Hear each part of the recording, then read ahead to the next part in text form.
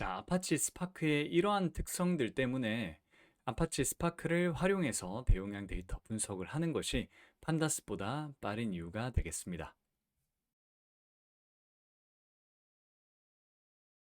네, 안녕하세요. 현수입니다. 오늘 영상에서는 어떤 내용을 다뤄볼 거냐면 데이터 엔지니어링 하면 무조건 마주칠 수밖에 없는 기술이죠. 바로 아파치 스파크에 대해서 좀 알아볼까 합니다. 아파치 스파크 하면 흔히 대용량 처리 프레임워크라고 많이들 알고 계실 텐데 저희가 일반적으로 데이터 처리를 할 때 판다스 같은 라이브러리를 활용해서 파이썬으로 처리를 할 수도 있잖아요.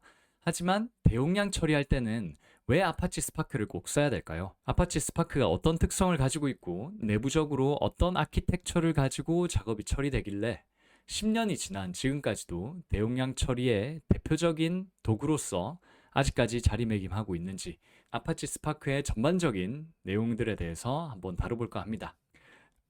자, 이렇게 세 가지로 좀 나눠서 설명을 드릴 예정이에요. 우선 아파치 스파크에 대한 전반적인 내용에 대해서 말씀드리고요. 아파치 스파크 작업의 기본 아키텍처, 아파치 스파크 작업이 딱 던져졌을 때 내부적으로 어떠한 과정을 거쳐가지고 작업이 처리되는지 2장에서 설명을 드리고 마지막 3장에서는 아파치 스파크 작업의 특성에 대해서 짚고 넘어가 보도록 하겠습니다.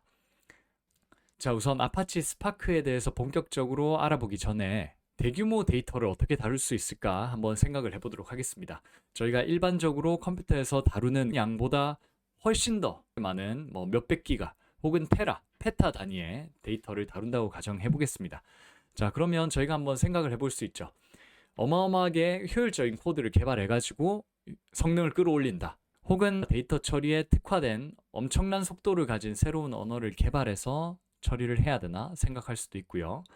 아니면 완전히 획기적인 파일 형식을 도입을 해야 되나? 혹은 용량을 거의 잡아먹지 않고 뭔가 데이터를 진짜 새롭게 처리하는 그런 기술을 개발해야 되는지 이런 생각들을 많이 하게 됩니다. 대용량 데이터를 마주하면. 하지만 이 모든 것들이 다 정답은 아닙니다. 대용량 데이터를 처리한다고 해서 뭔가 어마어마하게 새로운 그런 것들이 있는 건 아니에요. 자, 그러니까 저희가 컴퓨터 세대가 있죠. 이 빅데이터를 컴퓨터 세대로 처리하기 버거우면 어떤 식으로 접근을 해야 되냐면 작업자를 늘리면 되겠죠. 그러니까 물량 공세를 퍼붓는 거예요. 결국 이 데이터를 처리하는 주체는 각각의 컴퓨터이기 때문에 이 컴퓨터 숫자를 확 늘려가지고 이 데이터를 처리를 하게 되면 개별 컴퓨터들이 처리하는 데이터의 용량은 줄어들겠죠, 아무래도. 자, 그렇기 때문에 데이터가 너무 크니까 작업 리소스를 늘려서 효율성을 높이자라고 하는 이런 접근 방법이 아직도 채택이 되어서 사용이 되고 있습니다. 앞에서 생각해본 완전히 새로운 방법이 있는 것이 아니고요. 자, 그럼 이렇게 큰 대규모 데이터를 물량 공세로 처리를 한다고 말씀드렸는데 그 물량 공세를 하기 위해서는 두 가지가 필요합니다. 분산 저장 그리고 분산 처리. 일단 작업자들이 많으면 처리 대상이 되는 데이터를 분산해서 저장을 해야겠죠. 자, 그래서 분산 저장이라 함은 데이터를 여러 서버에 나누어 저장을 하는 거예요. 그렇게 되면 저장 용량도 충분히 확보를 할 수가 있고 가용성, 즉 하나의 서버가 모종의 이유로 죽더라도 다른 서버들에서 복제본을 가지고 있다면 하나의 서버가 날아가도 데이터는 안전하게 보존이 되는 거죠. 그런 가용성을 높일 수가 있고요. 또한 장애 발생 시에도 안정적으로 데이터를 복구할 수 있도록 설계된 저장 시스템이 분산 저장 시스템이 되겠습니다. 또한 이렇게 분산 저장된 데이터를 그냥 저장만 시키는 게 아니고 결국엔 처리를 해야 유의미한 데이터로 가공이 가능할 텐데 그런 경우에는 분산 처리하는 방법이 필요하죠. 그래서 여러 서버에 나뉘어 저장된 데이터를 병렬로 처리해서 대규모 데이터에 대한 속도를 높이고 효율성을 극대화하는 방식이 분산 처리가 되겠습니다. 자, 요 두 가지를 만족시키기 위해서 나온 것이 이 하둡이라는 시스템입니다. 이거는 뭐냐면 오픈소스 분산 데이터 처리 프레임워크인데요. 분산 저장과 분산 처리를 통해서 대규모 데이터에 대한 작업이 가능하도록 개발된 플랫폼이에요. 그래서 하둡은 분산 저장을 위한 HDFS와 분산 처리를 위한 맵리듀스 이렇게 두 가지로 구성이 되어 있다고 보시면 되겠고요. HDFS는 말 그대로 분산 저장을 담당하기 때문에 여러 서버에 데이터를 나누어 저장할 수 있도록 해주는 분산 확장 파일 시스템입니다. 그리고 맵리듀스는 그렇게 분산 확장 파일 시스템에 저장된 것들을 분산 처리할 수 있도록 구글에서 개발된 프레임워크고요. 자, 그럼 하둡 아키텍처에 대해서 조금 더 알아보도록 하겠습니다. 요즘은 보통 대용량 데이터를 저장을 한다라고 하면 클라우드의 객체 저장소에 많이들 저장을 하죠. 하지만 하둡 같은 경우는 객체 저장소가 아니고요. 파일 저장소예요. 그러니까 파일 시스템을 기반으로 구축된 분산 저장소입니다. 그래서 분산 저장할 때 물리적인 서버들이 이렇게 여러 개가 모여가지고 하나의 클러스터를 이루고요.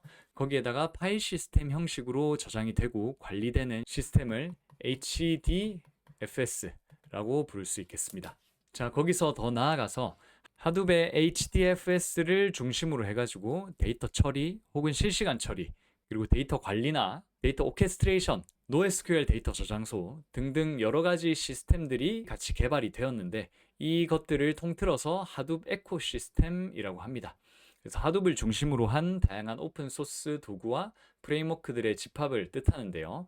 하둡이 맨 아래쪽에 이렇게 근본처럼 버티고 있으면 그 위에 리소스 매니저인 얀, 그리고 저희가 이번에 알아볼 데이터 처리 스파크, 실시간 처리 아파치 카프카나 스톰, 그리고 데이터 오케스트레이션을 위한 우지 등등 각 기능별로 하둡과 통합되는 것들이 한데 모여가지고 종합적인 데이터 처리 관리 플랫폼을 형성을 하는 게 바로 하둡 에코시스템이 되겠습니다. 그 중에서도 저희가 이번에 좀 딥하게 알아볼 거는 여기 데이터 처리를 담당하는 아파치 스파크입니다. 자, 아파치 스파크는 하둡 에코시스템에서 메모리 기반 고속 분산 데이터 처리 엔진입니다. 요거는 2009년에 UC 버클리 대학교 개발진들에 의해서 탄생을 처음 하게 됩니다.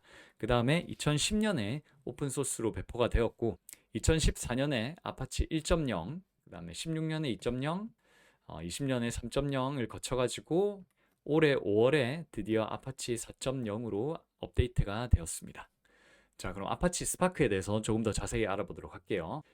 빅데이터 애플리케이션 개발에 필요한 통합 플랫폼을 제공하자라는 모토로 개발이 되었어요. 그래서 데이터 분석에 필요한 거의 모든 기능을 제공을 합니다. 자, 그러니까 데이터 처리를 위해서는 사실 아파치 스파크 툴 하나만 잘 활용하면 거의 대부분의 것들을 커버할 수 있다는 뜻이에요.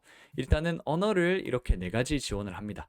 네이티브하게는 이 스칼라라고 하는 언어로 개발이 되었고요. 그 외에도 자바, 파이썬, R을 지원을 하고, 그 다음에 어떤 기능들을 수행할 수 있냐면 SQL을 쓸 수가 있고요. 그 다음 실시간 처리 가능하고, 머신러닝 모델 생성이 가능합니다. 그래프 분석 가능하고요. 저희가 흔히 생각하는 데이터 처리, 그런 것들도 당연히 다 가능하겠죠. 그러니까 데이터 처리뿐만 아니고 이런 머신러닝 개발, 실시간 처리, SQL 언어를 통한 데이터 분석, 이런 것들이 다 하나의 프레임워크에서 가능하다는 뜻이에요. 자, 그리고 아파치 스파크의 대표적인 특징 중 하나로는 분산 저장된 데이터를 처리를 하는데, 예전에 하둡이 사용하던 맵 리듀스에 비해서 10에서 100배까지 빠른 데이터 처리 속도를 가집니다. 그게 왜냐면 메모리 기반 처리를 하는 거예요. 맵 리듀스는 디스크 기반 처리였는데, 스파크는 메모리 기반 처리하는 방식을 채택했기 때문에 훨씬 더 빠르게 데이터 처리를 할 수가 있다는 것이었습니다. 자, 그래서 아직까지도 현대 빅데이터 분석 업무를 하는 사람들에게는 표준과 같은 도구로 자리매김을 하고 있고요. 2014년 1.0 나온 이후로 구글 트렌드 차트를 보게 되면 계속 상승한 다음에 어느 정도 선에서 이렇게 검색어가 머물러 있는 것을 볼 수가 있습니다. 그만큼 아직까지도 현역으로서의 입지를 단단히 다지고 있다는 뜻이죠. 자, 앞서서 아파치 스파크가 굉장히 다양하게 쓰일 수 있다고 말씀드렸는데, 아키텍처로 예를 한번 들어볼게요. 이런 웹사이트에서 실시간 데이터 수집을 스파크 스트리밍으로 할 수가 있고요. 데이터베이스에 저장된 데이터에 대한 배치성 수집도 아파치 스파크로 가능합니다. 그래서 여기에 데이터 웨어하우스라고 하는 중앙 데이터베이스에 저장을 하게 되면 그 이후에 또 아파치 스파크로 처리를 하고요. 그 다음에 저장된 데이터를 스파크 ML로 머신러닝 모델을 만들거나 혹은 SQL을 통해서 데이터 분석까지, 이 모든 과정을 아파치 스파크라고 하는 프레임워크 안에서 다 가능하다는 것입니다. 자, 네, 그리고 아파치 스파크는 2014년에 1.0이 나온 이후로 10년이 넘는 기간 동안 빅데이터 처리의 가장 중요한 프레임워크 중 하나로 여겨지고 있기 때문에 이런 다양한 플랫폼들에서 통합을 지원을 하고 있어요. 아파치 스파크를 데이터브릭스에서 쓰다가 GCP 빅쿼리에서도 쓸 수가 있고요. AWS 클라우드에서도 쓸 수가 있고 스노우플레이크에서도 쓸 수가 있고요. 또한 에어플로우나 쿠버네티스 같은 환경에서도 아파치 스파크를 사용할 수가 있습니다. 그러니까 다양한 도구들과 굉장히 원활하게 통합이 되어 그것이 엄청난 큰 장점이라고 말씀드릴 수가 있겠습니다. 네, 아파치 스파크의 기본적인 특성에 대해서는 이 정도 알아보고요. 2장에서는 아파치 스파크의 기본 아키텍처에 대해서 알아보도록 하겠습니다. 일단 아파치 스파크는 단일 컴퓨터에서도 잘 작동을 합니다. 하나의 컴퓨터에 스파크를 설치를 해가지고 여기서 데이터 분석을 하는 거죠. 그 상황에서도 나름 빠르게 잘 작동을 하지만 진짜 아파치 스파크가 진가를 발휘하기 위해서는 여러 대의 컴퓨터가 묶여가지고 하나의 컴퓨터처럼 동작하는, 즉 클러스터 컴퓨팅 환경에서 아파치 스파크의 퍼포먼스가 극대화된다고 말씀드릴 수 있을 것 같아요. 자, 클러스터 컴퓨팅이란 이 여러 대의 컴퓨터들이 연결되어 하나의 시스템처럼 동작하는 컴퓨터들의 집합인데, 이 클러스터 컴퓨터가 어떻게 계산을 수행하냐면 앞서 말씀드린 분산 저장과 분산 처리, 그 작업을 그대로 하는 거예요. 그러니까 여러 대의 컴퓨터가 있다고 가정을 한다면 마스터 노드가 있겠죠. 가장 메인이 되는 이 컴퓨터가 작업을 받아들이면 이 크고 복잡한 계산을 적당한 크기로 나누어서 각 노드들에 분배를 하는 겁니다. 여기서 노드라 하면 이 개별 컴퓨터들을 의미합니다. 그리고 각 노드들이 계산을 수행한 다음에 마스터 컴퓨터에 전달을 해가지고 그 결과를 취합해서 사용자에게 반환을 하는, 크게는 이러한 과정을 통해서 클러스터 컴퓨팅이 진행이 되게 됩니다. 자, 그럼 이렇게 스파크 클러스터 아키텍처를 알아보도록 하겠습니다. 여기 스파크 클러스터니까 마스터 한 대가 있고요. 그 다음에 워커 노드가 3대가 있는, 즉 4대의 물리적인 서버가 하나의 컴퓨터처럼 작동하는 그런 환경이라고 가정하도록 하겠습니다. 자, 이 상황에서 개발자가 아파치 스파크를 통해서 잡을 하나 던집니다. 작업을 명령을 하는 거죠.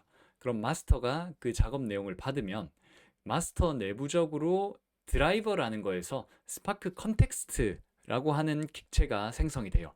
이거는 아파치 스파크 내부적인 동작이기 때문에 스파크 컨텍스트가 생긴다라고 하는 결과가 보이는 것은 아니고요.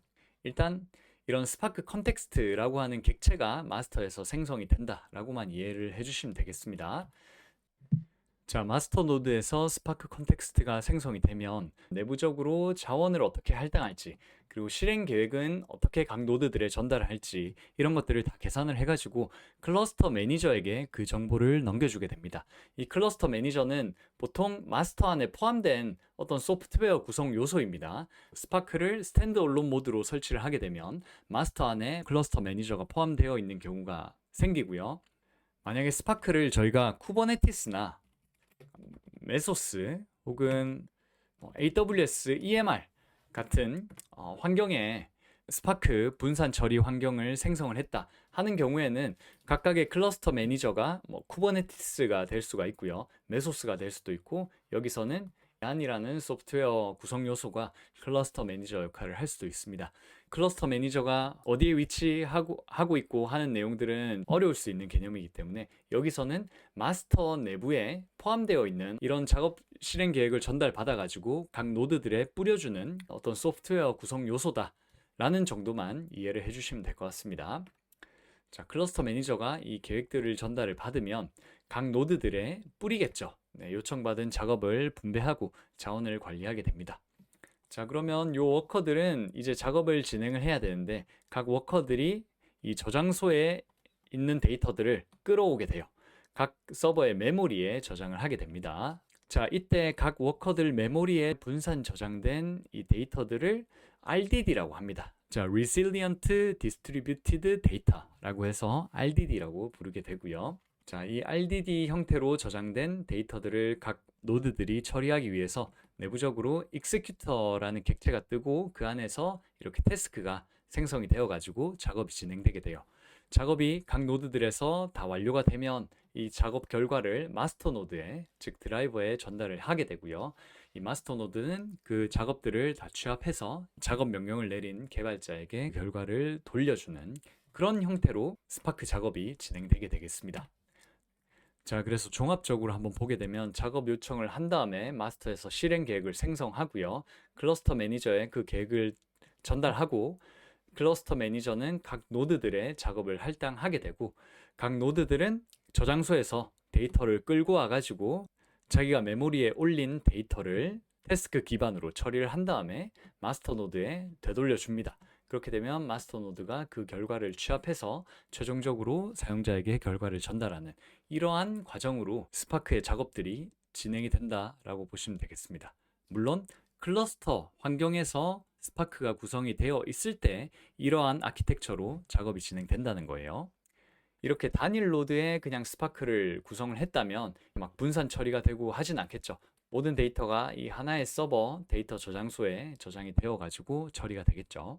자, 그다음 세 번째는 아파치 스파크 작업의 특성에 대해서 알아보도록 하겠습니다. 우선 첫 번째로는 RDD가 있습니다. 다수의 서버에 분산 방식으로 저장된 요소들의 집합을 RDD라고 하는데 이 덕분에 병렬 처리 그리고 장애 복구가 가능해지는 거죠. 자, 그 다음에는 카탈리스트 옵티마이저라고 해가지고 이것 또한 스파크가 작업을 할 때 내부적으로 처리가 되는 어떤 최적화 작업이에요. 그래서 옵티마이저를 통해 동작될 코드에 논리적, 물리적 실행 계획을 내부적으로 최적화해가지고 실행을 하게 돼요.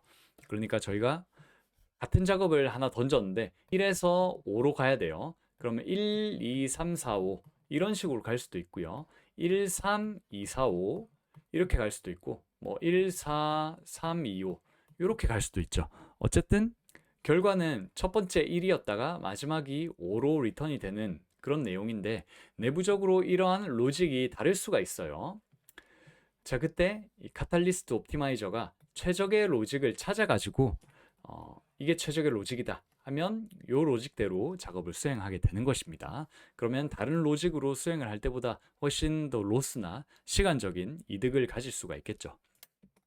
자, 그 다음 세 번째로는 fault tolerance라고 해가지고 아무래도 클러스터 환경에서 작업 처리가 되다 보니까 작업 실패 시 자동으로 재시작하여 데이터 손실을 최소화하고 안정성을 보장해 줄 수가 있는 겁니다.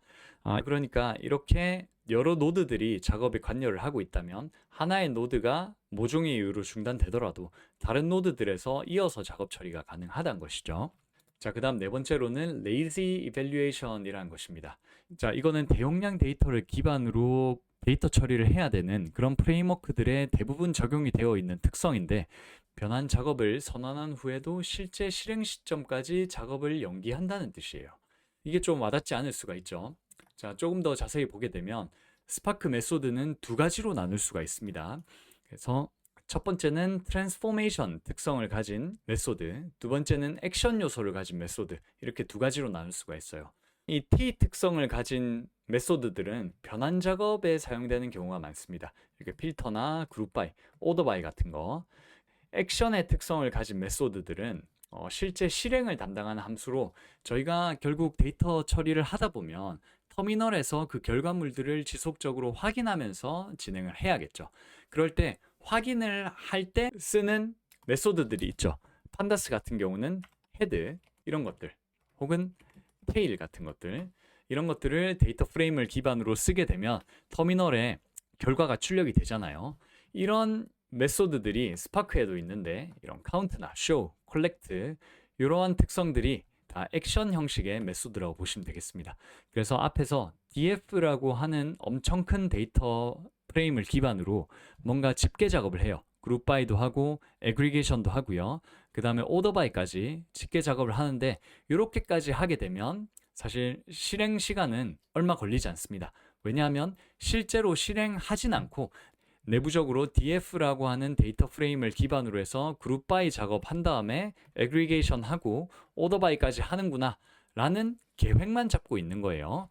그런데 이제 이 계획만 잡혀 있는 코드에 액션 형식의 메소드가 이렇게 붙게 되면 즉 저희가 이 결과물을 터미널에서 확인을 하기 위해서 액션 형식의 메소드를 마지막에 붙이게 되면 그제서야 요 앞에 선언했던 집계 코드들이 쭉 실행이 되어 가지고 실제 결과물을 저희에게 반환을 하는 겁니다.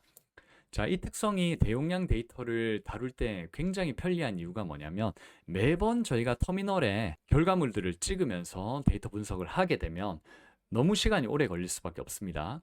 하지만 데이터를 집계하고 처리하고 하는 과정은 사실 그 테이블의 속성, 즉 컬럼에 대한 속성들만 알면 저희가 얼추 할 수 있는 경우들이 많이 있어요. 그래서 이 데이터 프레임의 속성들에 대한 정의만 잘 알고 있다면 굳이 결과물을 일일이 출력하지 않고 컬럼들의 속성에 기반해서 이런 그룹 바이나 애그리게이션 같은 집계 코드를 저희가 생성을 해낼 수가 있거든요. 그러니까 이렇게 집계 코드를 쭉 생성을 다 해낸 다음에 마지막에 한번 확인용으로 이렇게 액션 형식을 하게 되면 이 집계성 코드를 치는 동안에는 확인 작업을 매번 거치지 않기 때문에 굉장히 빠르게 데이터 처리 코드를 생산해낼 수가 있는 겁니다. 자, 그리고 마지막으로는 아파치 스파크가 기본적으로 도입하고 있는 파일 저장 형식인데 이게 바로 파켓이라는 형식을 기본으로 하고 있죠. 이 파켓 형식은 열 기반 데이터 처리를 하고 있기 때문에 데이터 분석 쿼리가 던져졌을 때 다른 이런 JSON이나 CSV와 같은 파일 포맷에 비해서 훨씬 더 빠르게 결과물을 얻어올 수가 있습니다. 이 파켓 포맷의 특성 같은 경우는 제가 데이터 엔지니어링 완전 정리 1편 영상에서 다루고 있기 때문에 더 자세한 내용 관련해서는 해당 영상 참고해 주시면 좋을 것 같습니다. 자, 이렇게 아파치 스파크 작업의 특성들에 대해서 5가지 키워드를 뽑아서 설명을 드려봤는데 제가 맨 처음에 던진 의문사항에 대한 답변을 한번 해보도록 할게요. 아파치 스파크가 파이썬의 판다스보다 빠른 이유가 뭐냐? 라고 하면 이렇게 4가지로 설명을 드릴 수가 있을 것 같습니다. 자, 아파치 스파크는 대용량 데이터를 기반으로 분산 저장 및 병렬 분산 처리가 가능하기 때문에 그 클러스터 환경에서 데이터 처리가 진행이 되면 훨씬 더 속도가 빠르고 메모리 부담을 최소화할 수 있다는 장점이 하나가 있고요. 그 다음 내부적으로 카탈리스트 옵티마이저라고 하는 작업을 통해서 쿼리 및 실행 계획을 최적화하는 과정을 거칩니다. 또한 레이지 이밸류에이션 특성을 통해 가지고 매번 분석할 때마다 일일이 결과물을 보지 않아도 빠르게 데이터 처리하는 코드를 생성해낼 수가 있고요. 마지막으로는 스필링이라고 하는 특성인데 처리하고자 하는 데이터의 크기가 메모리를 초과하는 경우도 당연히 생기겠죠. 그런 경우에 판다스는 그냥 세션이 죽어버려요. 터진다고 많이 말을 하죠. 하지만 스파크 같은 경우는 설정을 하게 되면 메모리를 초과하더라도 그 초과된 데이터에 대해서는 디스크에 저장을 할 수가 있습니다. 그렇기 때문에 메모리를 초과하는 대용량 데이터라고 할지라도 디스크가 충분히 버텨주게 된다면 그것들과 같이 협업을 하면서 연속적인 작업이 가능한 거예요.